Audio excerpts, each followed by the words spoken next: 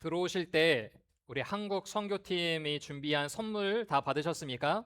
ඉතින් හැමෝටම අපේ පාසල දීපු තෑග්ග හම්බුනාද? 예. හම්බුණා?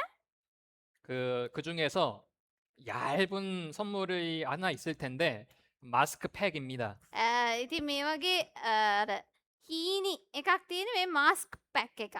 그 전 세계적으로 K 뷰티가 유명합니다. ඉතින් දන්නවනේ K beauty කියන්නේ හැමෝ අතරම ජනප්‍රිය දෙයක්නේ. 이것을 오늘 잠자기 전에 세수를 깨끗하게 하고 이것을 얼굴에 딱 붙이고 15분에서 20분 정도 있으면은 피부가 아주 좋아집니다. ඉතින් අද නිදාගන්න කලින් මූණ හොඳට හෝදලා වතුර ටික පීදලා මේක මූණේ තියලා විනාඩි 15ක් ඉස්සරක් විතර හිටියොත් මූණ ලස්සන වෙයි. 예.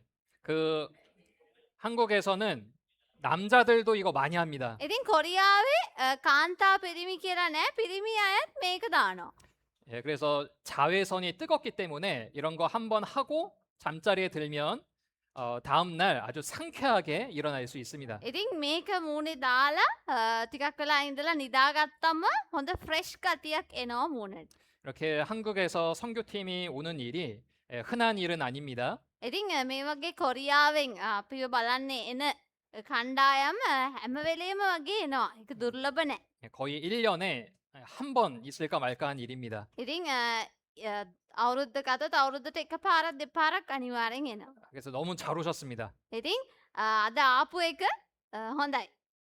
그래서 우리 이번 학예 수양의 남은 날들도 모두 참석해 주셔서 함께 해 주시면 감사하겠습니다. ඉතින් ඉතුරු දවස් ටිකත් හැමෝම සහභාගී වෙලා හොඳින් ඉගෙන ගන්න.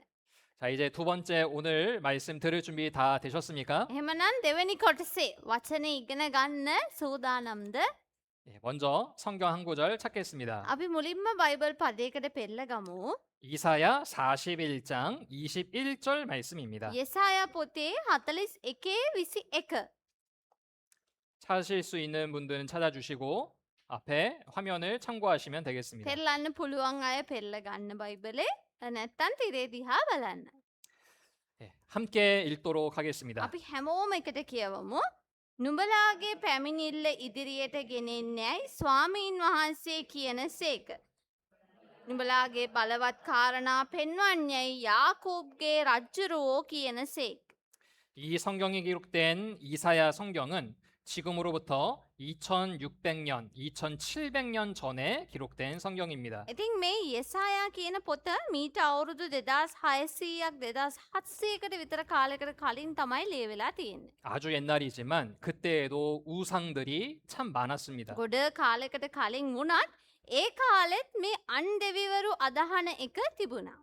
그래서 하나님은 그들에게 이렇게 말씀하십니다. ඉතින් ඒ වගේ අයට දෙවියන් වහන්සේ මෙහෙම කියනවා. 너희들이 참된 신이라면 확실한 증거를 보여라 말씀하셨습니다. ඉතින් නුඹලා ඇත්තටම දෙවි කෙනෙක් නම් ඔබ ඇත්තට සාක්ෂි පෙන්නලා දෙන්න කියලා කියනවා ඒ දෙවිවරුන්. 하나님은 하나님이 살아계시다라는 확실한 증거가 있으신 분이십니다. මොකද දෙවියන් වහන්සේට නම් පැහැදිලි සාක්ෂි පෙන්වන්න පුළුවන්. 특별히 하나님은 장차 당할 일과 이전 일을 우리에게 보여주실 수 있습니다. ඉතින් සිද්ධ වෙන්න තිබෙන දේවල් සහ ඉස්සරහට වෙන්න තියෙන දේවල් දෙවියන් වහන්සේට පෙන්වන්න පුළුවන් කියලා කියනවා. 또한 사람에게 복을 내려주실 수도 있고 화도 내리실 수 있으신 ඒ 분이십니다. වගේම දෙවියන් වහන්සේට මනුෂ්‍යයන්ට ආශිර්වාද කරන්නත් පුළුවන්, දඬුවම් කරන්නත් පුළුවන්. 자, 하나님이 살아계시다는 확실한 증거를 이렇게 네 가지로 정리할 수 있습니다. දෙවියන් වහන්සේ ජීවමානයි කියලා ඔප්පු කරන්න පුළුවන් සාක්ෂි 4කට කඩන්න පුළුවන්. 하나님은 과거의 일을 우리에게 알려주십니다. ඉතින් දෙවියන් වහන්සේ අතීතයේ දේවල් අපිට කියනවා. 또한 미래 일도 우리에게 ඒ 알려주십니다. වගේම අනාගතයේ දේවලුත් අපිට කියනවා. 그리고 하나님은 사람에게 복을 주실 수도 있는 분입니다. ඒ වගේම දෙවියන් වහන්සේට පුළුවන් අපිට ආශිර්වාද කරන්න. 또한 하나님은 사람에게 저주도 내리실 수 있는 ඒ 분이십니다. වගේම දෙවියන් වහන්සේට පුළුවන් මනුෂ්‍යයන්ට දඬුවම් කරන්න. 자, 이제 성경에 기록된 여러 역사적인 사건을 통해서 하나님이 살아계시다란 증거들을 함께 살펴보겠습니다. ඉතින් අපි බලමු දෙවියන් වහන්සේ මේ අතීතයේ වෙච්ච දේවල් කොහොමද අපිට ඔප්පු කරලා පෙන්වන්නේ? 자, 하나님은 과거의 일을 우리에게 보여주실 수 있다고 했습니다. ඉතින් උන්වහන්සේට අතීතයේ සිදුවෙච්ච දේවල් ඔප්පු කරන්න පුළුවන් කිව්වා. 바로 인류의 첫 번째 사람이 살았던 에덴 동산과 관련된 기록이 성경에 있습니다. ඉතින් පළවෙනි මනුෂ්‍යයා ජීවත් වෙච්ච ඒදන් උයන කියන දෙයක් තියෙනවා. 자, 우리 스리랑카에는 아담 스피크라는 공원이 있습니다. ඉතින් අපි දන්නවා ශ්‍රී ලංකාවේ ඇඩම් ස්පීක් කියලා තැනක් තියෙනව නේද? 성경에 나온 첫사람 아담의 발자국이 있다라는 공원으로 알려져 있습니다. ඉතින් යම් අය කියනවා ආදම්ගේ කකුලේ පාර තියෙනවා කියලා මේ ඇඩම් ස්පීක්. ඒ නිසා ඇඩම් ස්පීක් කියලා කියනවා කියලා. 여기 가보신 분 있습니까? ගිහින් තියෙන අය ඉන්නවද? මෙතනට 그래도 꽤 가보셨습니다. ගිහින් තියෙනවනේ 아, 오케이. ගොඩ දෙනෙක්. 예, 저는 아직 못 가봤지만 한번 가볼 계획이 있습니다. තාම පාස්ටර් නම් ගිහලා නැහැ. ඒ උනට යන්න ආසයි කියලා කියනවා. 그럼 성경에 기록된 인류 첫 번째 사람 아담이 우리 스리랑카 사람입니까? එතකොට ආදම් ඉඳලා තියෙන ලංකාවේද? 그리고 아담과 하와가 살았던 곳이 에덴 동산이라 하는데 우리 스리랑카가 에덴 동산이라고 생각하십니까? එහෙමනම් ඒ දන්නුවෙන තිබිලා තියෙන්නේ ලංකාවේද? 자, 우선 맞다 아니다 보다 성경이 어떻게 기록되어 있는지 우리는 알아야 합니다. ඉතින් ඔව්ද නැද්ද කියන එකට කලින් බයිබලයේ මොකක්ද අපිට කියන්නේ කියලා බලමුකෝ.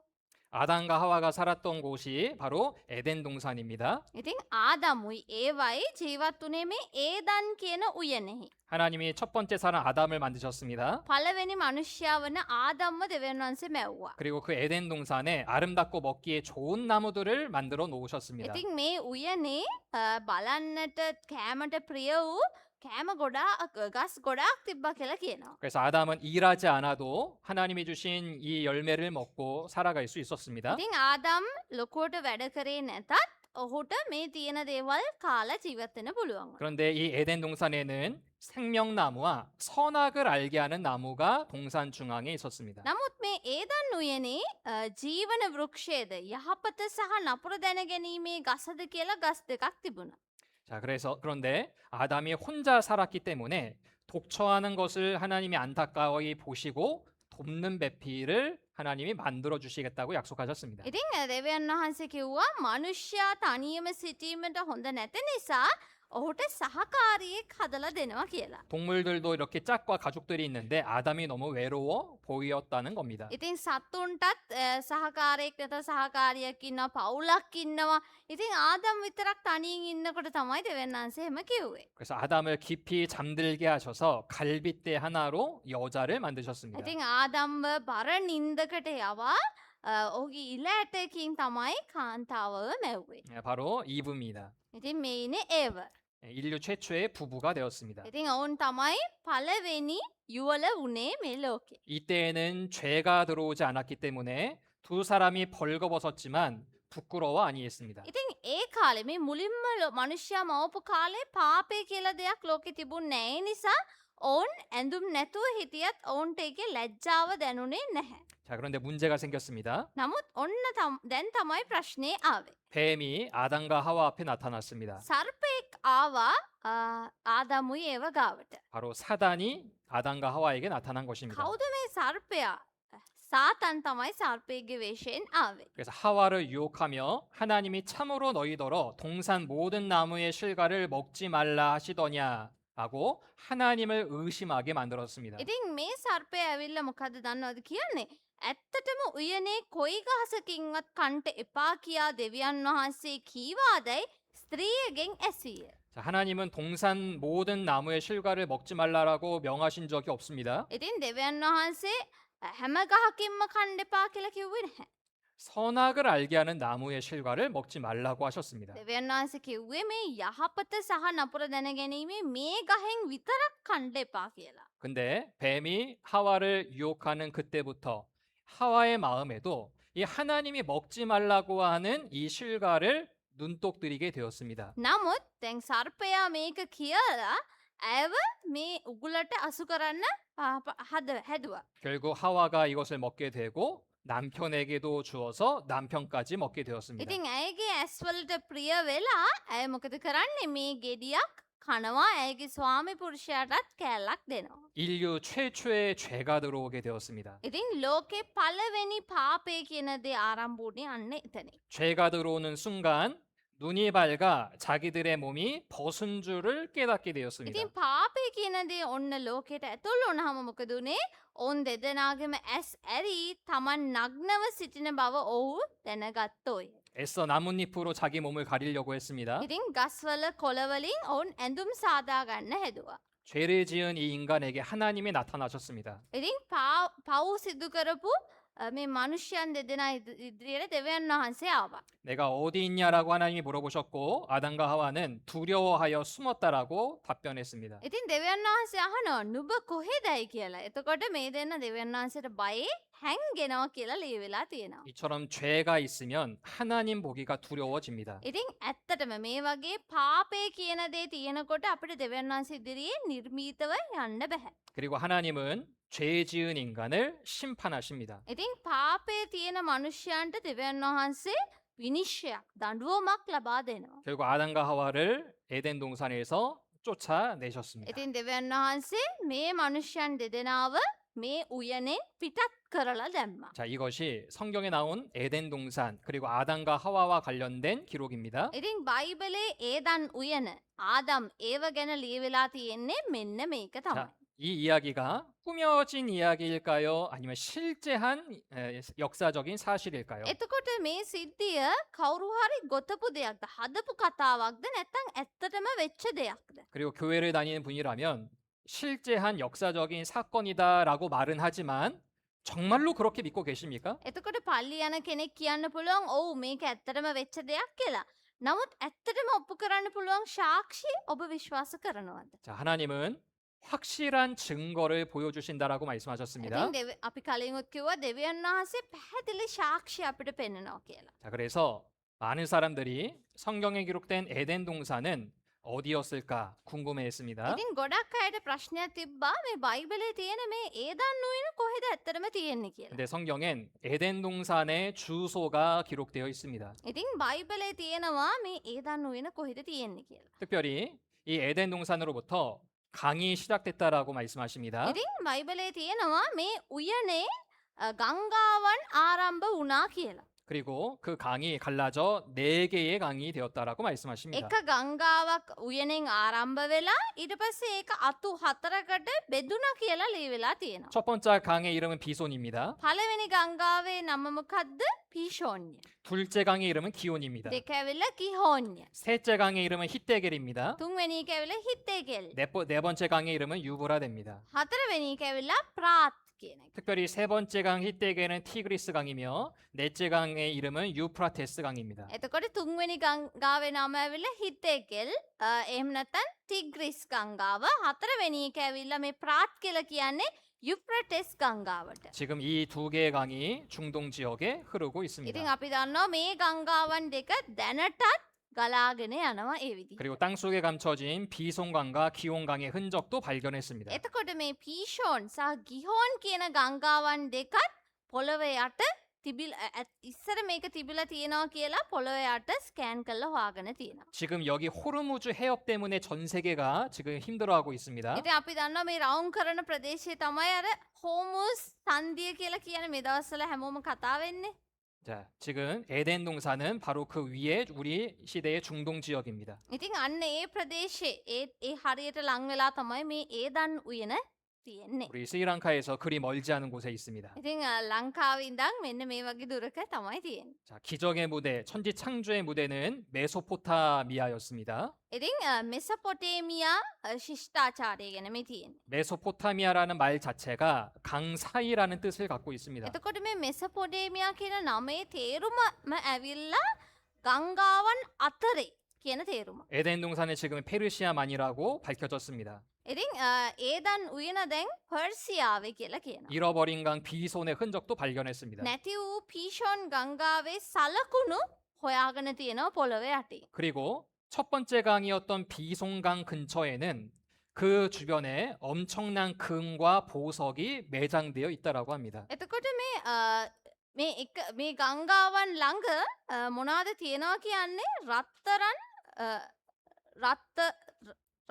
මාත්‍රන් හොඳය වෛදූර්යද එහි ඇත්තේ කියලා කියනවා. 우리 스리랑카에서만 보석이 많이 나오는 게 아닙니다. ඉතින් ලංකාව විතරක් නෙමේ මේ පොළවෙන් හටගන්න දේවල් තියෙන්නේ. 사우디아라비아 이 헤자즈라고 하는 지역이 바로 비송강이 있었던 그 지역인데 엄청난 금과 보석이 나오고 있습니다. ඉතින් මේ පීෂෝන් ගංගාව තිබ්බ ප්‍රදේශයේ පොළොව යටින් රත්තරන්ද ඒ වගේම මුතු මැණික් ගොඩක් හොයාගන්න පුළුවන් වෙලා තියෙනවා කියලා තියෙනවා. 이처럼 성경은 사실을 근거로 하고 있습니다. ඉතින් බයිබලේ මේවා ගැන ඇත්තටම අපිට කියලා තියෙනවා. 땅속을 샅샅이 찍어봤더니 엑스레이를 찍는 것처럼 에덴 동산의 옛자리를 찍어봤습니다. ඉතින් දැන් තාක්ෂණය යොදවලා පොළව අර අතක් ස්කෑන් එක්ස්රේ කරලා ස්කෑන් කරනවා වගේ පොළව ස්කෑන් කරලා බලලා තියෙනවා. 지금은 사막이지만 예전에는 엄청난 큰 강이 흐른 흔적을 발견한 겁니다. ඉතින් දැන් ඒක කාන්තාර ප්‍රදේශයක් වුණාට උඩින් ස්කෑන් කරලා බලනකොට පොළව යට තියෙනවා ගංගාවක් තිබ්බ සලකුණු. 6,000년 전에 거대한 수로를 발견했습니다. ඉතින් මීට අවුරුදු 6,000කට කලින් හොයාගෙන තියෙනවා යම් දේවල්. 바로 에덴 동산의 옛자리입니다. ඉතින් මීට කාලෙකට කලින් තිබිච්ච ඒදන් උයන ගැන හොයාගෙන 자, තියෙනවා. 그리고 에덴 동산 아담과 하와가 에덴 동산에서 쫓겨난 이후 에덴 동산은 지하에 내려갔다라고 말씀하십니다. ඉතින් බයිබලේ ලියවිලා තියෙනවා දෙවියන් වහන්සේ මොවුන් දෙදෙනාව මේ උයනෙන් පළවා හැරලා මේ උයන පොළව යටට ගිලා බැස්සුවා කියලා. 에스겔 31장에 정확하게 에덴 나무와 함께 지하에 갈 것이요 말씀하셨습니다. ඒක ලියලා තියෙන තැන මේ තියෙන්නේ එසීකෙල් පොතේ 31:18. නමුත් එදන්හි ගස් සමග පොළවේ පහත් තැන්වලට බැස්සුවා කියලා තියෙනවා. 에덴 동산에 엄청난 양의 나무와 식물이 지하에 내려가면 어떠한 일이 생기게 되겠습니까? ඉතින් මේ වගේ උයනක තියෙන ලොකු සද්දන්ත ගස් ශාක මේ ඔක්කොම පොළොවට ගිලා බැස්සුවම මොකක් වෙයිද? 바로 석유입니다. ඉතින් අපිට මොනවද ලැබෙන්නේ? බොර තෙල් ලැබෙනවා. 석유는 생물의 사체로부터 생겨나는 것입니다. අපි දන්නවා බොර තෙල් අපිට ලැබෙන්නේ මේ වගේ දේවල් පොළොව යටට ගිලා කාලයක් තැම්පත් වෙලා තිබ්බම තමයි බොර තෙල් හැදෙන්නේ. 지금은 사막인 중동에서 왜 그렇게 많은 석유가 나오겠습니까? එතකොට මේ මැද පෙරදිග රටවල් වල ඇයි මෙච්චර බොර තෙල් අපිට හොයාගන්න පුළුවන්? 바로 에덴 동산이 지하에 내려간 것입니다. ඒ දන්න උයන පොළොවට උන්වහන්සේ ගිලා බස්සපු නිසා තමයි පොළොවෙන් බොර තෙල් හටගන්නේ. 그래서 사우디아라비아, 이란, 이라크와 같은 중동 지역이 세계 석유의 70%를 가지고 있습니다. ඉතින් සෞදි අරාබියා ඉරාන් මේ රටවල් තමයි ලෝකයේ 70%ක බොර තෙල් නිකුත් කරමින් ඉන්නේ. 이처럼 석유와 관련된 내용도 다 성경과 연결되어 있습니다. ඉතින් මේ බොර තෙල් වල ගැන වල පවා විස්තර බයිබලයේ ලියවිලා තියෙනවා. 그리고 전 세계 인구가 80억이 넘었다라고 합니다. එතකොට දැන් මේ ලෝකයේ ජනගහනය බිලියන 8කටත් වැඩි කියලා කියනවා. 전 세계 인구를 역사적으로 거슬러 올라가면은 점점 줄어들게 될 것입니다. එතකොට අපි ජනගහනය කොහොමද කියලා ඉතිහාසයට ගිහිලා බැලුවම ජනගහනය ඉතිහාසයට යන්න අඩු වෙලා තියෙනවා. 제일 위로 올라가면 반드시 두 사람이 나와야 합니다. මුලින්ම පටන් ගන්නටම ගියාම දෙන්නෙක්ගෙන් තමයි ආරම්භ වෙලා තියෙන්නේ. 한 사람만 있었다면 인류가 탄생되지 않았을 겁니다. ඉතින් මේ ලෝකේ එක මිනිහෙක් විතරක් හිටියනම් මෙච්චර ජනගහනය වැඩි වෙන්න විදිහක් නැහැ. 두 사람이어도 남자 여자 여자였더라도 인류가 탄생되지 않았습니다. දෙන්නෙක් හිටියනම් පිරිමි අය දෙන්නෙක් හිටියනම් ඒත් ලෝකේ වර්ධනය වෙන්නේ 그러나 නැහැ. කාන්තාවන් දෙදෙනෙක් හිටියත් ඒත් නැහැ. 그러나 성경은 정확히 남자와 여자를 만드셨고 그로부터 인류가 시작되었다라고 말씀하십니다. ඉතින් බයිබලයේ කියනවා හරියටම කාන්තාවක් සහ පුරුෂයෙක් කියලා. එතකොට තමයි ලෝකේ හැදුනේ කියලා. 한국은 곰이 사람이 됐다 이러한 조상의 전설이 있습니다. ඉතින් කොරියාවේ කතාවක් තියෙනවා හදපු කතාවක් වලහෙක් තමයි මිනිහෙක් උනේ කියලා ඉතිහාසයේ. 근데 성경은 정확하게 남자와 여자를 통해 인류가 시작되었다라고 과학적으로 말씀하십니다. නමුත් බයිබලයේ තියෙනවා මිනිසයා හැදිලා තියෙන්නේ කාන්තාව සහ පුරුෂයා කියන දෙයින් කියලා. 바로 아담과 하와입니다. ඉතින් ආදම් සහ ඒව ගැන අපිට කියනවා. 사도행전에 보면 한 혈통 우원블로드로 인류를 만들었다라고 말씀하셨습니다. එතකොට ක්‍රියාපොතේ තියෙනවා එක්කෙනෙකුගෙන් ඔවුන් මැවුසේ කියන්නේ එකම ලේ වලින් තමයි හැමෝම හැදිලා තියෙන්නේ කියලා. 인간 고유의 피가 있다라는 것입니다. ඒ කියන්නේ අපි හැමෝටම එකම ලේ තමයි තියෙන්නේ කියන එක. 그리고 혈액형을 통해 이것이 발견되었습니다. එතකොට රුධිර වර්ග සොයා ගන්නකොට අලුත් දෙයක් හොයාගෙන තියෙනවා. 인간의 피는 동물과는 다르다는 겁니다. මනුෂ්‍යයන්ගේ ලේ සත්තුන්ගේ ලේ වලට වඩා වෙනස් කියන එක හොයාගෙන තියෙනවා. 그리고 혈액형이 같으면 나라와 국적이 달라도 서로 수혈을 할 수 있습니다. එතකොට අපේ රුධිර වර්ගය එකනම් අපි මොන ජාතිකයෙක් වුණත් අපි කොයි රටේ හිටියත් අපිට ලේ හෝමාරු කරගන්න පුළුවන්. 바로 우리는 우원블로드로 지음을 받았기 때문입니다. ඉතින් අපි හැමෝම එක ලේ වර්ගයකින් තමයි හැදලා තියෙන්නේ. 그리고 염색체를 조사해 봐도 우리는 남자의 뿌리가 한 사람으로부터 왔다라는 것도 알 수 있습니다. එතකොට වර්ණ දේහයන් ගැන බැලුවොත් ඒකෙන් උත් හොයාගන්න පුළුවන් පුරුෂයන් කොහොමද හැදුනේ කියලා. 그래서 아담의 존재를 과학적으로 밝혀냈습니다. ඉතින් ආදම් කියලා කෙනෙක් ඇත්තටම හිටියා කියලා ඔප්පු කරන්න පුළුවන් ඒකේ. 마찬가지로 인류는 또 한 여자로부터 왔다라며 하와의 존재도 입증할 수 있습니다. ඒ වගේම මිනිස්යන් කාන්තාවකගෙන් උත් ආවා කියන එකත් ඔප්පු කරන්න පුළුවන්. ඒ කියන්නේ ඒව ගැන මේ කියන්නේ. 인류 조상은 유전적으로 하나다라고 발견했습니다. එතකොට මුතුන් මිත්තන් හැමෝගෙම මුතුන් මිත්තන් එක්කෙනෙක්ගෙන් ආරම්භ වෙන්නේ කියලා ලියවිලා තියෙනවා. 생김새는 다르더라도 우리는 인류는 한 가족이며 다 아담과 하와로부터 나왔다는 것을 우리는 알 수 있습니다. ඉතින් අපේ පෙනුම අපේ හැඩරුව වෙනස් වුණාට අපි හැමෝම ආරම්භ වෙලා තියෙන්නේ දෙන්නෙක්ගෙන්. 자, 그래서 우리는 에덴 동산을 통해서 하나님이 우리에게 주시는 교훈을 이렇게 정리해 볼 수 있습니다. ඉතින් මේ ඒදන් උයනේ මේ පාඩම තුලින් අපිට ගන්න දේවල් තියෙනවා. 먼저는 성경의 기록은 꾸며낸 이야기가 아니라 사실이라는 것입니다. බයිබලයේ සඳහන් වෙලා තියෙන සියලුම දේ සත්‍යයක් කියන කාරණාව.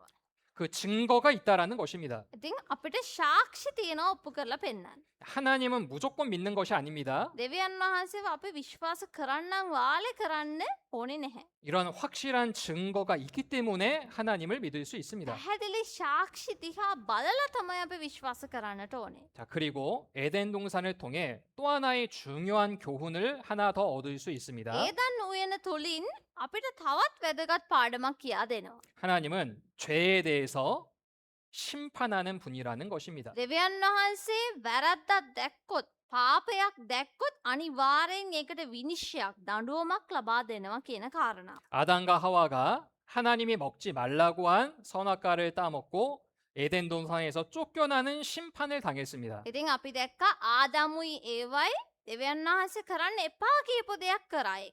කන්න එපා කියපු දෙයක් කාපු නිසා තමයි දෙවියන් වහන්සේ උයනෙන් පළවා හැරියෝ. 하나님이 왜 그렇게 하셨을까요? ඇයි එහෙම කරේ? එහෙම පළවා හැරි? 하나님은 인간에게 복을 주실 수도 있고 화도 내리실 수 있다라는 것 처음에 말씀드렸습니다. දෙවියන් වහන්සේට පුළුවන් මිනිහෙක්ට ආශිර්වාද කරන්නත් දඬුවම් කරන්නත් කියලා අපි මුලදීම ඉගෙන ගත්ත මතකද? 바로 하나님은 인간이 하나님의 말씀에 어겼을 때 심판을 통해서 자신이 살아있다라는 것을 증거해 내십니다. ඉතින් උන්වහන්සේ ජීවමානයි කියන එක මෙන්න මේ දඬුවම් තුලිනුත් දෙවියන් වහන්සේ ඔප්පු කරලා පෙන්නනවා.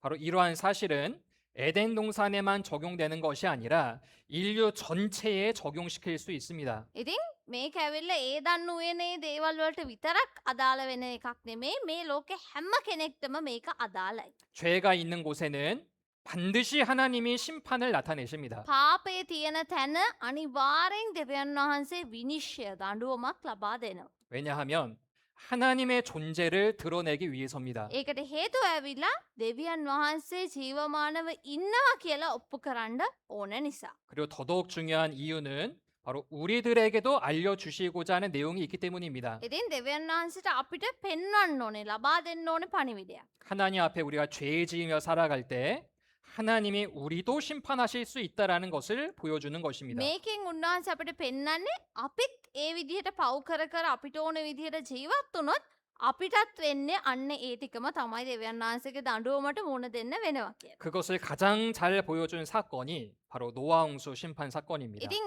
මේ විනිශ්චය ගැන හොඳටම පෙන්නලා දීපු සිද්ධියක් තමයි නොආ සහ ජල ගැල්ම කියන මේ සිද්ධිය. 자, 교회를 다니신 분들은 노아홍수에 대해서 아마 여러 차례 말씀을 들으셨을 겁니다. ඉතිං පල්ලි එන අයනන් දැනටමත් දන්නව ඇති මේ නොවාගේ ගං වතුර මේ සිද්ධිය. 자, 그런데 근본적인 질문을 다시 한번 드리겠습니다. නමුත් ආයත් ප්‍රශ්නයක් අහන්න. 이 노아홍수 사건이 정말로 역사적인 사건일까요? ඇත්තටම මේ නොවා සහ ජලගැල්ම කියන මේ සිද්ධිය ඇත්තටම වෙච්ච දෙයක්ද නැත්තම් බොරුවක්ද. 교회 다니신 분들은 아, 저는 그렇게 믿습니다. 말할 수 있습니다. ඉතින් ඔව් කියලා ගොඩක් අය උත්තර දෙයි. 네, 역사적 사건이라는 증거가 있습니까? නමුත් ඇත්තටම මේක ඉතිහාසයේ වෙච්ච දෙයක් කියලා ඔප්පු කරන්න සාක්ෂි අපිට තියෙනවද? 그 증거 없이 노아의 사건이 실제한 사건이다라고 믿는 것도 무조건 믿는 겁니다. ඉතින් අපි ඒ කිසිම ශාක්ෂයක් නැතුව විශ්වාස කරනවා කියන අපි අන්ධ විශ්වාසයක්. 무조건 믿는 믿음은 올바른 믿음이 아닙니다. ඉතින් අපි අන්ධ විශ්වාසයක ඉන්නවා නම් ඒක ඇවිල්ලා හරි දෙයක් නෙමෙයි. 그래서 하나님은 이 노아홍수 심판 사건도 우리들에게 증거를 남겨두셨습니다. ඉතින් මේ නොවා සහ ජලගැල්ම කියන මේ සිද්ධියේදී අපිට සාක්ෂි ලබා දීලා තියෙනවා දෙවියන් වහන්සේ. 이 사건이 일어난 이유 역시 죄 때문이었습니다. ඉතින් මේ වගේ දෙයක් වුණේ ඇයි? මිනිස්සුන්ගේ පව්කාරකම නිසායි. 창세기 6장부터 자세하게 기록이 되어 있습니다. උප්පත්තිපොතේ 6 ඉඳන් ඒක ගැන ලියවිලා තියෙනවා. 자, 사람들은 그때 당시에 자기들의 좋아하는 모든 자로 아내를 삼았다라고 말씀하십니다. ඒ කාලේ හිටපු මිනිස්සු මොනවද කරේ? තම තමන් කැමති සියල්ලන් භාර්යාවන් කොට පාවා ගත්තෝය කියලා ලියවිලා තියෙනවා. 성적으로 타락했다라는 것입니다. ඒ කියන්නේ ඒ පැත්තෙන් ඔවුන් අන්තිමටම ගිහිල්ලා තිබ්බේ අපවිත්‍ර වෙලා. 사람의 죄악이 세상에 가득 찼다라고 말씀하셨습니다. ඉතින් මනුෂ්‍යයා පාපයෙන් පිරීලා හිටියේ කියලා දුෂ්ටකමෙන් පිරීලා හිටියේ කියලා කියනවා. 자, 하나님께서는 이 세상에 죄가 가득 찼을 때 분명히 심판하신다라는 것을 아담과 하와를 통해 분명히 보여주셨습니다. ඉතින් පාපයක් තියෙනකොට ඒකට අනිවාර්යෙන් දඩුවමක් දෙනවා කියලා ආදම්මුයි ඒව තුලිනුත් දෙවියන් වහන්සේ අපිට ඔප්පු කරලා පෙන්නුවා. 그것을 알면서도 사람들은 죄에서 돌이키지 않았습니다. ඉතින් ඒ දේවල් ගැන දැන දැනත් මිනිස්සු වෙනස් වුණේ නෑ තමන් කරන වැරදිවල. 그래서 하나님은 내가 이 창조한 사람들을 지면에서 쓸어버릴 것을 작정하셨습니다. ඉතින් දෙවියන් වහන්සේ මොකද කරන්නේ? මා විසින් මවන ලද මනුෂ්‍යයා භූමියේ මතු පිටින් නැති කර දමන්නෙමි කියලා කිව්වා. 노아 사건이 왜 생겼냐면 결국 사람들의 죄 때문이었습니다. ඉතින් පාපය කියන දේ නිසා තමයි දෙවියන් වහන්සේ මේ වගේ දෙයක් කරේ. 그때 당대의 의인이었던 노아를 통해 잣나무로 방주를 만들라는 명령을 하셨습니다. ඉතින් ඒ කාලේ හිටපු හොඳ ධර්මිෂ්ඨයෙක් තමයි නොආ කියන්නේ. ඉතින් නොආට දෙවියන් වහන්සේ කිව්වා කොෆේර් ලී වලින් නැවක් හදන්න කියලා. 그 배의 크기까지도 정확하게 알려주셨습니다. නැවේ උස දිග පළල ඔක්කොම දෙවියන් වහන්සේ ඔහුට කිව්වා. 그래서 방주는 재료와 그 크기가 성경에 정확하게 기록되어 있습니다. ඉතින් නැවේ දිග කොච්චරක්ද පළල කොච්චරක්ද කියන එක බයිබලේ පැහැදිලිවම ලියවිලා තියෙනවා. 노아가 홍수가 있을 때에 나이가 600살이라고 기록되었습니다. ඉතින් මේ ජලගැල්ම සිදුවෙනකොට නොආට අවුරුදු 600ක් කියලා ලියවිලා තියෙනවා. 지금 600살 사는 사람은 없습니다. අවුරුදු 600ක් ජීවත් වෙන මිනිස්සු ඉන්නවද දැන්? 그런데 이건 역시 사실로 증명해낼 수 있습니다. නමුත් මේක ගැනත් පැහැදිලි කරන්න පුළුවන් හේතුවක් සාක්ෂියක් තියෙනවා. 노아 홍수 심판은 노아 600세 되던 해 일어났습니다. ඉතින් නොආට අවුරුදු 600ේදී තමයි මේ ජලගැල්ම සිදු වුනේ. 큰 기품의 샘들이 터졌고 하늘의 창들이 열려 40일 밤낮으로 비가 땅에 쏟아졌습니다. මොකද උනේ? මහත් ගැඹුරේ සියලු උල්පත් බිඳී ගියේය. ආකාශයේ කවුළුද ඇරුණේය. දහවල් 40ක්ද රෑ 40ක්ද වැසි වැස්සේය. 결과적으로 천하의 높은 산이 다 덮였습니다. ඉතින් අන්තිමට ඔක්කොම කන්දු උස තැන් ඔක්කොම වතුරෙන් වැහුණා. 결국 땅 위에 움직이는 생물은 다 죽었다라고 기록되었습니다. ඉතින් පොළව පිට ජීවත් වෙච්ච හැම කෙනෙක්ම මිය ගියා කියලා ලියවිලා තියෙනවා. 그런 다음 하늘의 창들이 막히고 비가 그침에 그 물이 물러가서 방주가 아라라산에 머물렀다라고 말씀하십니다. ඊට පස්සේ මොකද්ද උනේ කියලාත් ලියවිලා තියෙනවා. අහසෙන් වර්ෂාවද නවත්තන ලද්දේය. ජලය බැස ගියේය. ඒ වගේම නැව කොහෙද ගිහිලා නවතින්නේ? අරාරත් කඳු පිට නැවතුණා කියලා තියෙනවා. 자, 이것을 우리가 또 성경을 영상으로 보면 좀 더 이해가 더 쉬울 것 같다. 짧은 영상을 하나 අපි 보겠습니다. කෙටි වීඩියෝ පටයකින් බලමු මොකක්ද මේ වෙන සිද්ධිය.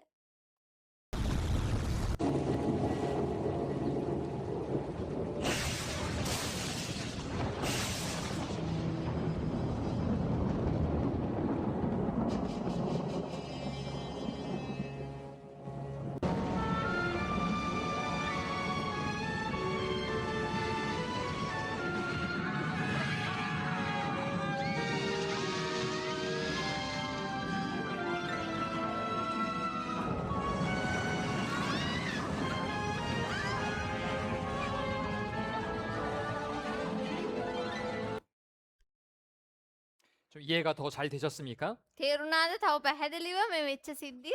자, 그런데 이 노아 홍수와 관련되어서 우리가 상식적으로 가질 수 있는 의문이 있습니다. ඉතිං මේකින් අපි හිතන්න ඕන ප්‍රශ්නයක් තියෙනවා. 첫 번째는 방주가 아라라산에 머물렀다라고 했는데 아라라산이라는 것이 정말로 있는지, 그리고 있다면 거기에 방주가 있었다라는 증거가 있는지입니다.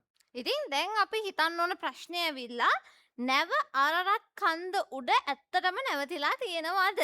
그리고 좀 전에 말씀드렸듯이 인간 나이 600살까지 살 수 있는 게 가능한 거냐 의문을 가질 수 있습니다. එතකොට දෙවැනි දේ ඇවිල්ලා මනුෂ්‍යයෙක්ට අවුරුදු 600ක් ජීවත් වෙන්න පුළුවන්ද කියන එක. 또한 40일 밤낮으로 계속 비가 내리는 것이 기상학적으로 가능하냐라는 것입니다. එතකොට දින 40ක් එක දිගට වහින්න පුළුවන්ද? ඒක ඇත්තක්ද කියන කාරණාව. 그리고 천하의 높은 산을 다 덮었다라고 했는데 그렇다면 그 물이 지금 어디에 갔냐라는 겁니다. ඉතින් අහසේ තියෙන වතුරත් වැටිලා ඔක්කොම වතුර වලින් මුළු කඳු ඔක්කොම වැහුණා කියලා කියන. එතකොට දැන් ඒ වතුර කොහෙද? 그리고 지금 수천 년이 지난 지금 확인할 수 있는 홍수의 증거가 있냐라는 겁니다. එතකොට දැන් අවුරුදු ගානකට පස්සේ මේ ගං වතුර ගැන අපිට ඔප්පු කරන්න පුළුවන් සාක්ෂි මොනවද තියෙන්නේ කියලා බලමු. 자, 이 모든 질문에 우리는 답할 수 있습니다. මේ හැම ප්‍රශ්නයකටම උත්තර තියෙනවා. 하나님은 확실한 증거를 보여주셨습니다. ඉතින් දෙවියන් වහන්සේ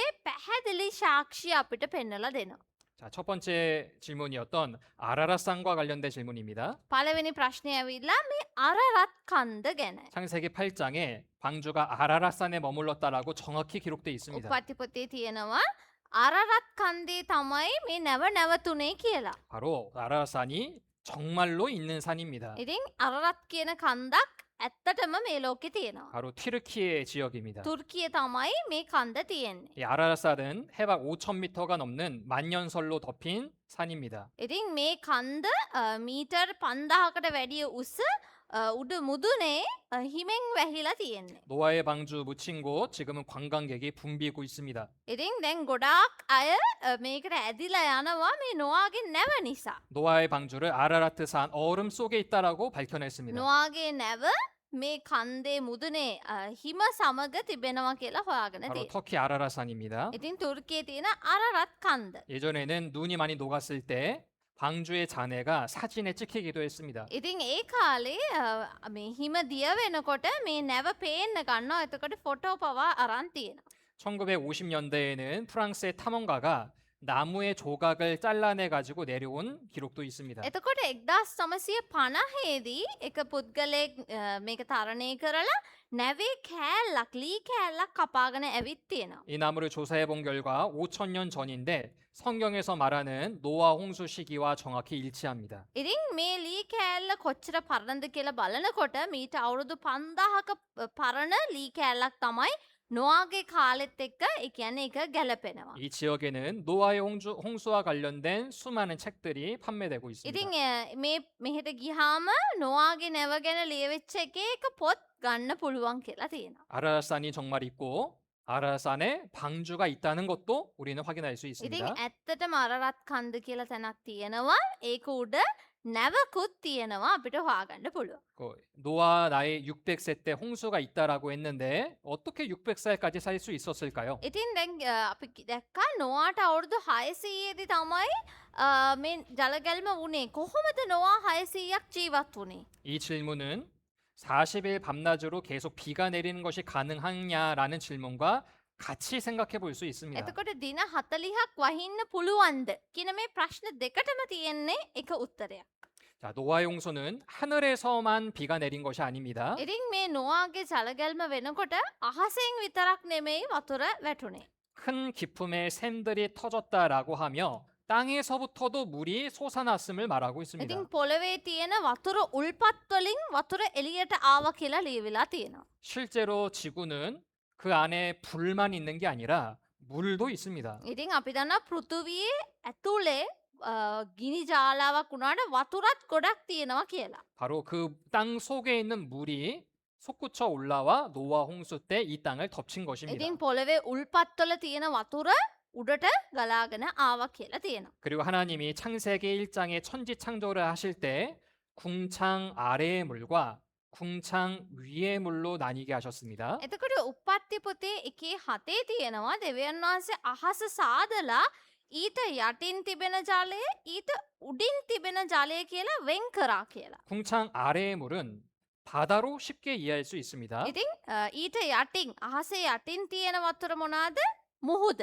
근데 궁창 위의 물은 무엇일까요? එතකොට මේ අහසට උඩින් තියෙනවා කියලා කියන්නේ මොන වතුරක් ගැනද? 바로 그것이 하늘의 창들이 열려 이 땅에 쏟아진 것입니다. ඉතින් අන්න ඒ උඩින් තියෙන වතුර වලල්ල තමයි මේ අහසේ කවුල විවර වෙලා වතුර පොළොවට වැටුණා කියලා කියන්නේ. 홍수 전에는 하늘 위에도 물이 있었습니다. ඉතින් මේ ජලගැල්මට කලින් පෘථුවියේ අහසට උඩින් වතුර වලල්ලක් තිබුණා. 이것이 궁창 위의 물입니다. අන්න ඒක තමයි අහසට උඩින් තිබෙන වතුර කියලා කියන්නේ. 바로 그것이 홍수 때 쏟아진 것입니다. ඉතින් ගම් වතුරෙන් පසුව මේ වතුර ඔක්කොම පොළොවට කඩන් වැටුණා. 그림으로 보면 이와 같은 모습이실 මෙන්න මේ 겁니다. වගේ තියෙන්නේ නැති වතුර වලල්ලක්.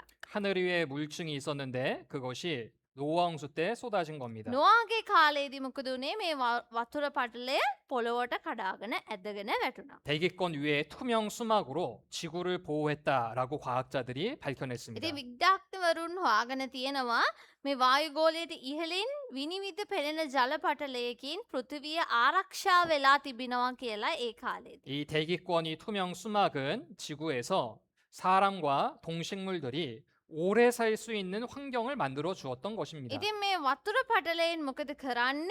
පෘථිවිය ඇතුලේ ජීවත් වෙන සත්තුන් මිනිසුන්ව හොඳට ආරක්ෂා කරනවා අහිතකර දේවල් ඔවුන්ගේ ඇඟට එන්න නැති වෙන්න සලස්සනවා. 그래서 인간 수명이 600살뿐만이 아니라 900살까지 가능했다라고 말합니다. ඉතින් මේ අහිතකර දේවල් ඔවුන්ට එන්නේ නැති නිසා ඒ කාලේ මිනිසුන්ට අවුරුදු 900ක ආයුෂ කාලයක් තිබුණා කියලා කියනවා. 이 하늘 위의 물증이 태양으로부터 오는 나쁜 빛들을 다 막아주었던 겁니다. ඉතින් සූර්යාගෙන් නිකුත් වෙන ඒ අහිතකර කිරණ ඔක්කොම මේ වතුර පටලේ උරා ගන්නවා. ඉතින් මේක නැති වුනහම 실제로 노아와 노아의 조상들은 다 900살 이상 살았습니다. ඉතින් නොවා සහ එයාට කලින් හිටපු හැමෝම ගත්තොත් ඒ හැමෝම අවුරුදු 900කට ආසන්න ජීවත් වෙලා හිටියා. 근데 대홍수 후에 하늘 위의 물증이 사라진 결과 인간의 수명이 급격히 감소하게 되었습니다. නමුත් මේ ජලගැල්මෙන් පස්සේ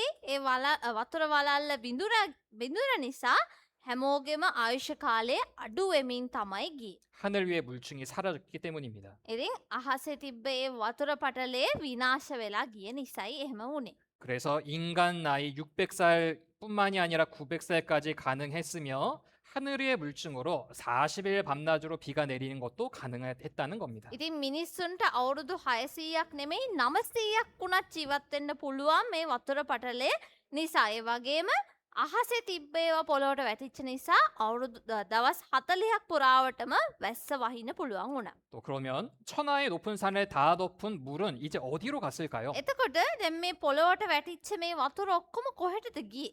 지구에 엄청난 지각 변동이 생기게 되었습니다. ඉතින් දැන් එකපාරට පුදුමාකාර දෙයක් වුණා මේ ලෝකේ. 산은 오르고 땅은 골짜기는 내려갔습니다. මොකද උනේ? කඳු වලින් නැගී ඔබ ඊටම ස්ථානයට මිටියාවත් වලින් බැස ගියේ කියලා තියෙනවා. 자, 이것이 우리가 살고 있는 인도 반도입니다. ඉතින් මේ තමයි අපි දැන් ජීවත් වෙමින් ඉන්න ඉන්දියන් සාගරේ. 자, 이 인도는 아프리카에서 떨어져 나와 가지고 지금 이 유라시아 대륙에 부딪히고 있습니다. ඉතින් මේ ඉන්දියාව කියන මේ කොටස මුලින්ම අප්‍රිකාවට තමයි සම්බන්ධ වෙලා තිබ්බේ. එතනින් ගැලවිලා ඇවිල්ලා තමයි මේ කොටසට හයි වෙලා තියෙන්නේ. 아마도 우리 스리랑카도 여기서부터 같이 떨어져 나온 것이 아닌가 유추해 볼 수 있습니다. ඉතින් ශ්‍රී ලංකාවත් සමහර විට ඒත් එක්කම ගැලවිලා ආපු භූමියක් වෙන්නත් පුළුවන්. 그래서 이 부딪히는 지역은 서로 맞닿아 있기 때문에 점점점 지형은 올라가게 됩니다. ඉතින් දැන් මේ එකට මේවා වදිනකොට ගැටෙනකොට තමයි මේ පෘථිවියේ තියෙන දේවල් උඩ යට යන්නේ.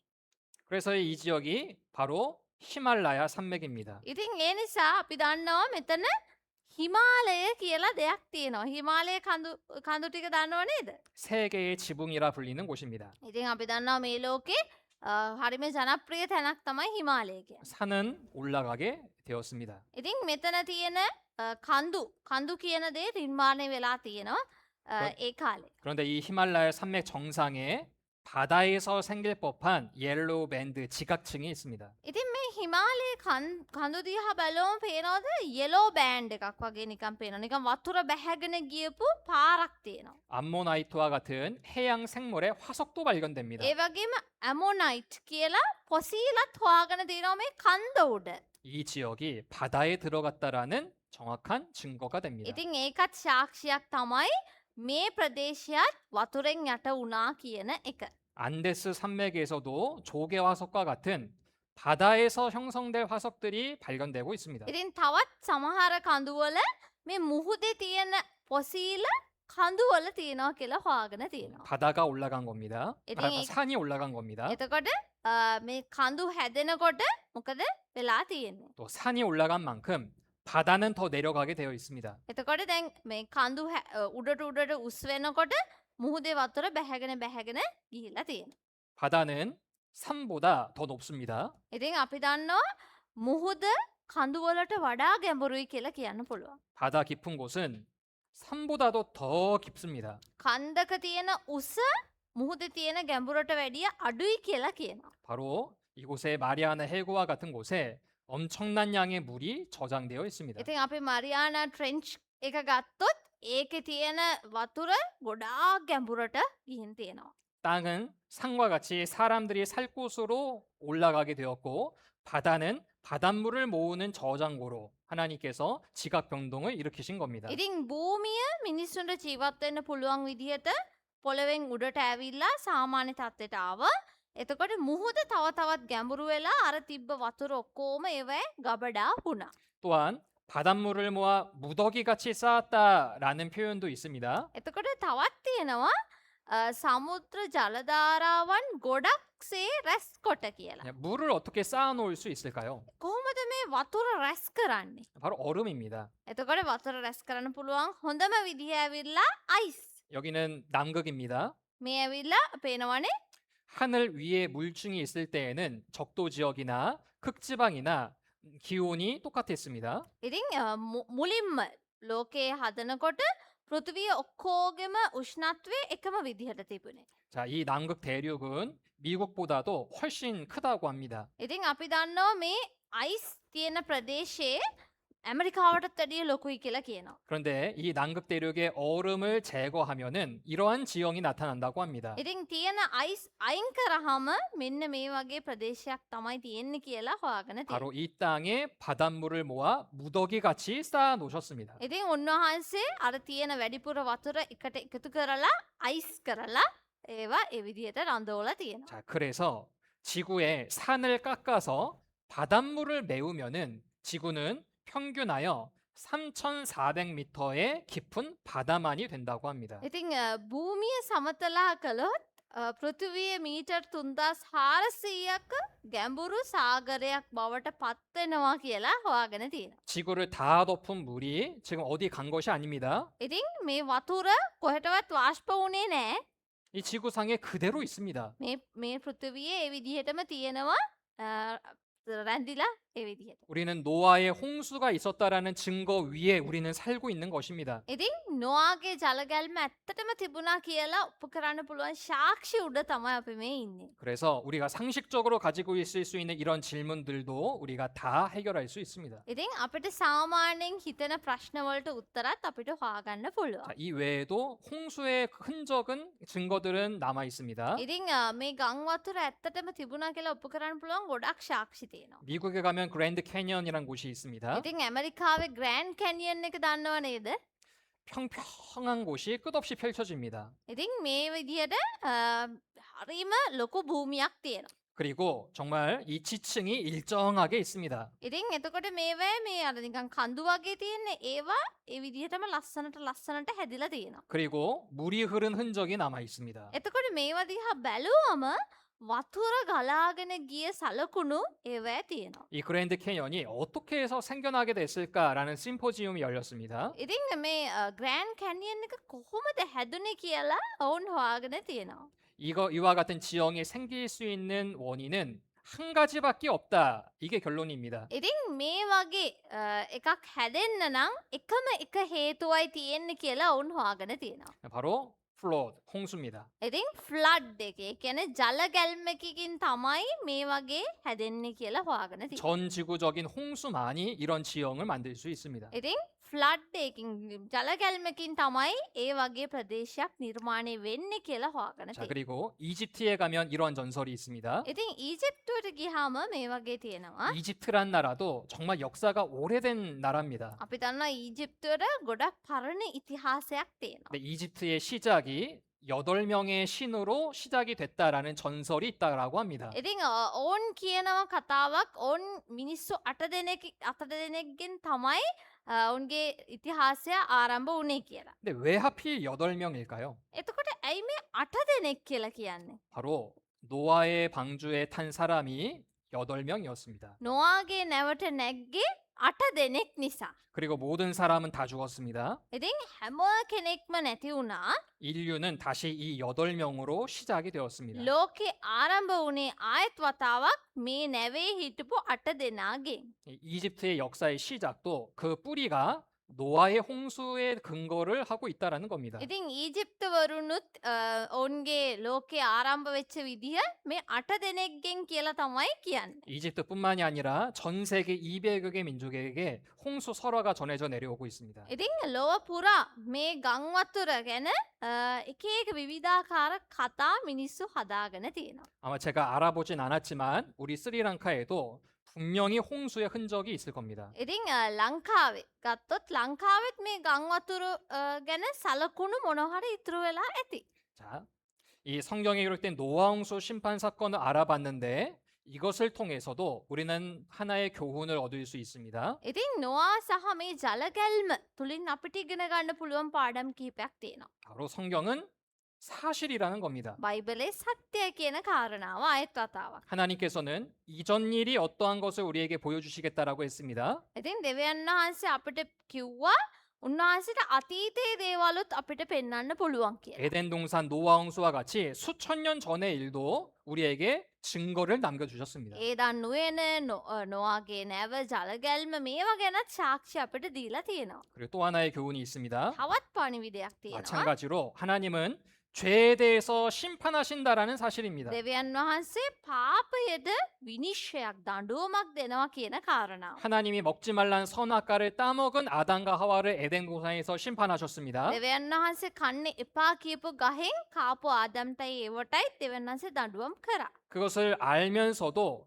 죄를 끝까지 지어나간 노아 시대 사람들도 하나님 심판하셨습니다. ඉතින් ඒ දේ දැනත් නොවාගේ කාලේ ජීවත් වෙච්ච මිනිස්සු පව් කරා. 자, 이것을 보면 우리는 분명히 깨달아야 합니다. ඉතින් මේක දිහා බලලා අපි අවබෝධ කරගන්න ඕන දෙයක් තියෙනවා. 하나님은 죄 지은 인간을 심판하시는 분이구나라는 걸 깨달아야 합니다. අපි තේරුම් ගන්න ඕනේ ඇවිල්ලා පව් කරන ඕනම කෙනෙක්ට දෙවියන් වහන්සේ දඬුවම් කරනවා 바로 කියලා. 우리에게 하시는 말씀입니다. ඉතින් මේක දෙවියන් වහන්සේ කාටවත් නෙමෙයි මට අපිට කියන දෙයක්. 자, 오늘 처음 찾았던 말씀인데 하나님은 이전 일이 어떠한 것을 우리에게 보이셨습니다. ඉතින් අපි මුලින්ම පෙළගත්ත බයිබල් වාක්‍යයක් මේක සිදුවෙන්නට තිබෙන දේවල්ද ඉස්සර දේවල්ද උන්වහන්සේ අපිට කියනවා කියලා. 또 복을 내리든지 화를 내린다라고 하는 말씀 중에 오늘은 화를 내리시는 모습을 우리가 두 가지 사건으로 살펴봤습니다. ඒ වගේම උන්වහන්සේට ආශිර්වාද කරන්නත් දඬුවම් කරන්නත් පුළුවන් කියන එක ගැන අපි ඒක අරගෙන උන්වහන්සේ දඬුවම් කරේ මොන විදිහටද කියලා බැලුවා. 그래서 이 노아홍수의 심판은 이 세상 마지막 때에 있을 불심판의 그림자가 됩니다. ඉතින් මේ නොවාගේ ජලගැල්මෙන් තුළින් අපිට පෙන්නනවා මේ ලෝකේ අවසානයේ උන්වහන්සේ විනිශ්චය කරන්නෙත් කොහොමද කියලා. 베드로후서 3장에 보면 그때 세상은 물의 넘침으로 멸망하였다라며 노아홍수 사건을 언급하고 있습니다. දෙක පේත්‍රස් පොතේ 3 6 ඉඳන් 7 වෙනකන් තියෙනවා ලෝකය ජලගැල්මට යට වී විනාශ වූ බවත් කියලා. 그 동일한 말씀으로 불사르기 위하여 간수하신 바 되어라고 말씀하셨습니다. එම වචනයෙන් විනිශ්චයත් අභක්තිකයන්ගේ විනාශයත් දවස දක්වා ඉතුරු කරනු ලැබ ගින්නෙන් දැවීමට තබා තිබේ කියලා තියෙනවා. 이것은 궁극적으로 영원한 지옥이 있다라는 것을 우리에게 알려주고 있습니다. ඉතින් මේකෙන් මේ කියන්නේ සදාකාලික නිරය කියලා දෙයක් අපිට තියෙනවා කියලා.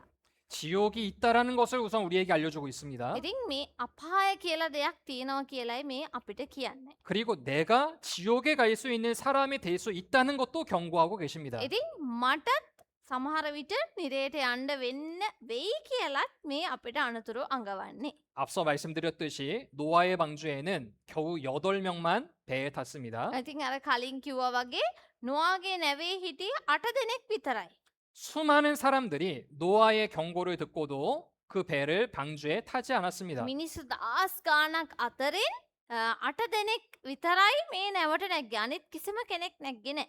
만약 내가 노아 시대의 사람이었다면 나는 방주에 타는 사람이 되었을까요? 아니면 안 타는 사람이 되었을까요? ඉතින් මම නොආගේ කාලේ ජීවත් වුණා නම් මම ඒ නැවට නගීද නැත්නම් නගින්න නැතුව ඉඳීද? 그때 사람들은 노아가 하나님의 심판을 경고했음에도 불구하고 먹고 마시고 장가가고 시집가고 있었습니다. ඉතින් නොආගේ නැවේ මේ සිද්ධිය වෙන කාලේ අනෙක් මිනිස්සු මොකද කරේ? නොආ කොච්චර කිව්වත් ඒ අය කමින් බොමින් සරණ පාවා ගමින් සරණ පාවා දෙමින් ජීවත් වුණා කියලා තියෙනවා. 먹고 마시고 장가들고 시집 간다는 건 심각한 죄를 짓는 것은 아닙니다. ඉතින් කාලා බීලා විවාහ වෙමින් ඉන්නවා කියන එක ඇවිල්ලා ලොකු පාපයක් නෙමෙයි. 죄라고 할 수 없는 것들입니다. අපිට ඒක පාපයක් කියලා කියන්නත් බෑ ඇත්තටම. 그런데 그들은 하나님의 심판을 받았습니다. නමුත් දෙවියන් වහන්සේ ඔන්න විනිශ්චය කරා. 하나님께 대한 무관심이 가장 큰 죄가 ඒකට 되었습니다. හේතුව ඇවිල්ලා ඕන් දෙවියන් වහන්සේව නොසලකා හැරේ. උන්වහන්සේව ගණන් ගත්තේ නැහැ. 자, 우리 시대 하나님은 온 세상에 죄가 가득 찰 때 심판을 작정하셨습니다. ඉතින් මේ ලෝකයේදීත් පාපයෙන් පිරෙනකොට දෙවියන් වහන්සේ විනිශ්චය කරනවා කියලා කියන. 그런데 사람들은 그것에 무관심합니다. ඉතින් මිනිස්යන්ට ඒක ගැන ගාණක් නැහැ. 교회를 다니고 있는 사람들도 성경에 무관심합니다. ඉතින් දැනටමත් පල්ලි යන කෙනෙක් වුණත් බයිබලය ගැන එච්චර අවධානයක් දෙන්නේ නැහැ. 하나님의 이 경고의 말씀을 심각하게 생각하지도 않습니다. ඉතින් දෙවියන් වහන්සේගේ මේ වචනය ගැන එච්චර ගැඹුරින් හිතන්නෙත් නැහැ යාලා. 노아 시대 사람들이 그렇게 멸망당했습니다. ඉතින් නොආගේ කාලේ හිටපු අයට වෙච්ච දඬුවම තමයි අන්න ඒක. 자, 하나님이 우리에게 지금 정말 큰 기회를 주신 겁니다. ඉතින් දෙවියන් වහන්සේ ඇත්තටම අපිට මේ දීලා තියෙන වටිනා අවස්ථාවක්. 하나님의 불심판 앞에서 나는 방주에 타는 사람이 되어야 할까요? 아니면 안 타는 사람이 되어야 할까요? දෙවියන් වහන්සේ මේ ලෝකෙ ගින්නෙන් විනාශ කරනකොට මම නැවට නැගලාද ඉන්න ඕනේ නැත්තම් බැහැලා එළියේද ඉන්න ඕනේ කියන එක හිතලා බලන්න. 지금 여기 앉아 계신 모든 분들은 방주에 타냐 안 타냐를 방주 문 앞에까지 와서 지금 고민하는 상황이 됩니다. ඉතින් මෙතන ඉන්න අය දැන් මම මේ නැවට නගිනවද නැද්ද කියලා දොර ගාවට ඇවිල්ලා හිත හිත ඉන්නවා ඇත්තේ. 네, 노아 시대 사람들은 다 돌아가 버렸습니다. ඉතින් නොආගේ කාලේ අය මොකද කරේ? දොර ගාවටම ඇවිල්ලා හැරිලා ගියා. 하나님이 우리에게 주신 이 기회에 우리는 방주에 타는 사람이 되어야 합니다. ඉතින් දෙවියන් වහන්සේ අපිට ලබා දීලා තියෙන මේ අවස්ථාව අරගෙන අපි නැවට නගින්න ඕනේ. 바로 하나님 앞에서 영혼이 구원받아야 합니다. ඉතින් අපි දෙවියන් වහන්සේ ඉදිරියේ සදාකාලික ගැලවීම ලබා ගන්න ඕනේ. 자, 지금까지 내용을 또 정리하겠습니다. ඉතින් මෙතෙක් වෙනකන් ඉගෙන ගත්ත දේවල් කෙටියෙන් සාරාංශයක් වශයෙන් කියන්න. 성경은 역사적 사실을 기록한 책입니다. බයිබලේ ඉතිහාසය ගැන ලියවිලා තියෙන පොතක්. 하나님은 인간의 죄에 대하여 심판하시는 분이십니다. එතකොට දෙවියන් වහන්සේ මිනිසාගේ පාපය විනිශ්චය කරන කෙනෙක්. 노아홍수 심판은 세상 마지막 때에 있을 불심판의 모형입니다. එතකොට නොවාගේ මේ ජල ගැල්ම තුළින් අපිට පෙන්වන්නේ ලෝකයේ ඉදිරියේදී අවසාන වෙනකොටත් අන්න ඒ වගේ වෙනවා කියලා. 자, 그래서 오늘 두 번째 시간에도 이 한마디로 요약을 할 수 있습니다. ඉතින් අද මේ වචනේ අපිට තවත් කෙටි විදිහකට කියන්න පුළුවන් අපි දැන් මෙච්චරලා ඉගෙන ගත්ත දේවල් ටික. 예, 저를 다시 한번 따라해 보십시오. ඔන්න ආයෙත් කලින් වගේ පාස්ටර් කියන විදිහට කියන්න. 하나님은 දෙවියන් වහන්සේ 살아계시다. ජීවමානයි. 하나님 살아계십니다. දෙවියන් වහන්සේ ජීවමානයි. 자, 내일 또 이어서 하나님이 살아계시다는 증거를 계속해서 말씀드릴 겁니다. ඉතින් හෙටත් දෙවියන් වහන්සේ ජීවමානයි කියලා ඔප්පු කරන්න පුළුවන් සාක්ෂි අපි පෙන්වලා දෙනවා. 지금까지 하나님 살아계시냐라는 질문에 막연하게 살아계십니다라고 말했던 분들은 이번 기회에 확실한 증거를 깨닫고 정말 하나님이 살아계시다는 것을 알아야 합니다. ඉතින් මෙතෙක් කල් දෙවියන් වහන්සේ ජීවමානයි කියන එක එච්චර ෂුවර් එකක් නැතුව උත්තර දුන්නා නම් මේ පාර අවස්ථාව ප්‍රයෝජනයට අරගෙන මේ සාක්ෂි ටික දැනගෙන පැහැදිලිවම උන්වහන්සේ ජීවමානයි කියලා ඔප්පු කරලා පෙන්නනවා. 내일도 저녁 6시 30분에 시작합니다. හෙට දවසේදීත් සවස 6 මාරට අපි පටන් ගන්නවා. 그래도 준비하는 마음으로 10분, 15분 전에 도착을 해주시기를 ඉතින් 부탁드리겠습니다. විනාඩි 10ක් 15කට කලින් ඇවිත් ඉන්නවා නම් බොහොම හොඳයි. 그리고 마지막 날까지 모두 참석해 주시길 간곡히 부탁드립니다. අවසාන දවස තාක්කල් දිගටම සහභාගී වෙනවා නම් බොහොම හොඳයි. 그리고 제가 기도하고 끝낼 건데 기도가 끝난 이후에 잠시 중요한 광고를 하나 드리겠습니다. ඉතින් යාඥා කරලා පාස්ටර් නිමා කරන්න හදන්නේ ඊට පස්සේ කෙටි දැන්වීමක් වැදගත් දැන්වීමක් තියෙනවා ඒකත් කියනවා. 네, 그럼 기도하고 오늘 일정 마치겠습니다. එහෙනම් අපි යාඥාවෙන් නිමා කරමු.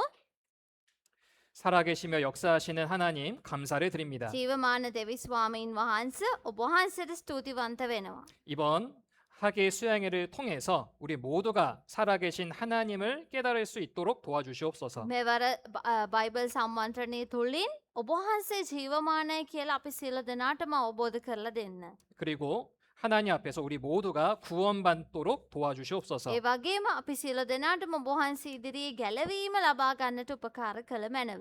내일도 우리 모두가 다 이 자리에 함께하기를 원합니다. ඒ වගේම හෙට දවසේදී අපි සියලු දෙනාටම මෙතනට එන්නට උවමනයි. 돌아가는 발걸음도 안전하게 지켜주시옵소서. නැවත නිවස් කරා යන්නට අපිට ඔබ වහන්සේගේ ආරක්ෂාව ලබා දෙන්න. 우리를 사랑하시는 예수님의 이름으로 අපිට 기도드렸습니다. බොහෝසෙන් ප්‍රේම කරන යේසුස් ක්‍රිස්තුස් වහන්සේගේ නාමයෙන් යාඥා කරමි. 아멘. ආමේන්. 네.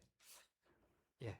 한국 선교팀의 우리 울산교회 변인교 목사님께서 잠시 말씀해 주시겠습니다.